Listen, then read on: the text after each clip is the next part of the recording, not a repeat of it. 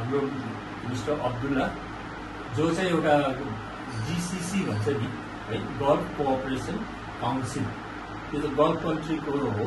जस्तै गल्फ कन्ट्रीमा के पर्छ नि, बाहरेन, ओमान, कुवेत, कटार, साउदी अरेबिया, UAE है, त्यो सबै घुमेर आउनु भएको छ।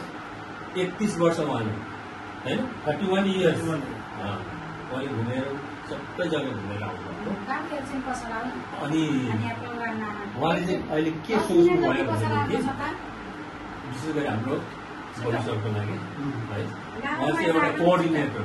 अनि उहाँकै भनौँ न, उहाँकै सबै कुरोमा चाहिँ केरला भयो, चाहे UAE बाट जो पनि आउनुहुन्छ है, उहाँकै कुरोबाट आउनुहुन्छ, म त एउटा सपोर्ट गर्ने हो। र उहाँको योगदान देखेर चाहिँ उहाँले एउटा सानो सम्मान कार्यक्रम राख्नुभएको छ एज अ के भन्छ कोअर्डिनेटर भनेर चाहिँ उहाँले लेख्नुभएको छ। अनि भन्नुपर्दाखेरि चाहिँ अब उहाँको भने अनुसार कति वर्ष उहाँले बिताउनु भयो सुपरमा भन्दाखेरि चाहिँ 15-16 वर्ष होइन, 15 से 16 वर्ष तक Bobby sir is with us in चिपमा, देखि नै वही बात बता रहा हूँ। अनि अब केरलाबाट आएर पनि यसो गर्नु हुँदाखेरि चाहिँ हामीले केही न केही एज अ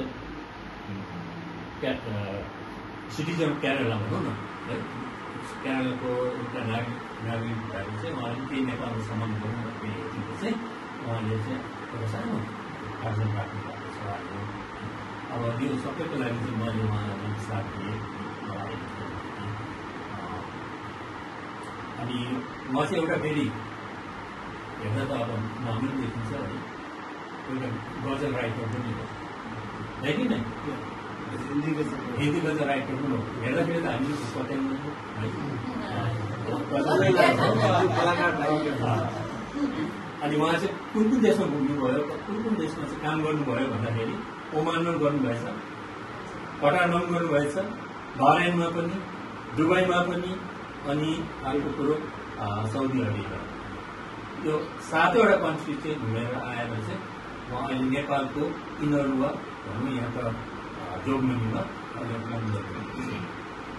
ठीक है, मैंने ये कह दिया कितने साल आपने वो 31 ईयर्स मुझे वो बताइए। और ये जगह की वो कुछ नहीं है, एज क्या है? 1920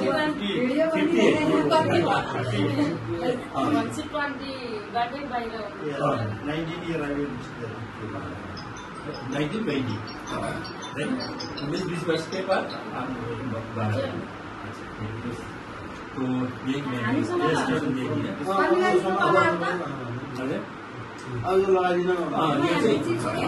अब यो लगन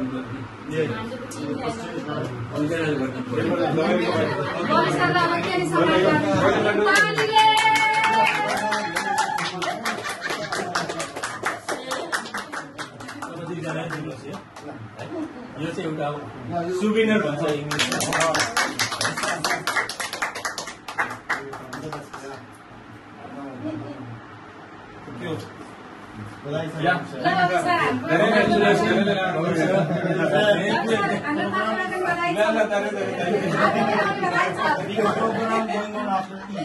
अब यसले चाहिँ के प्रमाणित गर्छ भनेदेखि अवसर बढाउँछ भने अब यो देखेपछि अझै पनि हाम्रो अरू मान्छेहरू अझै पनि आउनु सक्नुहुन्छ। उहाँको विचारधारा चाहिँ त्यही नै। Thank you.